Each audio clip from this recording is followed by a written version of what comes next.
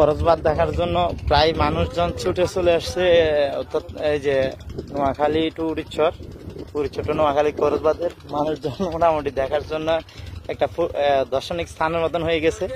এটি কাজ যে হবে এখানে সামনের এই অংশ নদী থেকে, এই যে আমি আরেকটু দূরে দেখাচ্ছি, সামনে সামনে আর এখানে এই যে বড় পাইপের মাধ্যমে বালু তোলা হচ্ছে নদী থেকে।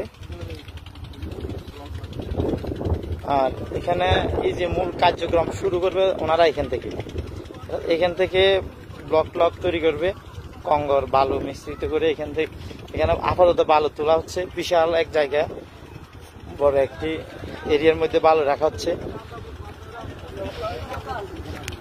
এই যে এখান থেকে আমি দেখাচ্ছি ঠিক ওই জায়গায় যেটা ভালো রাখার জায়গা।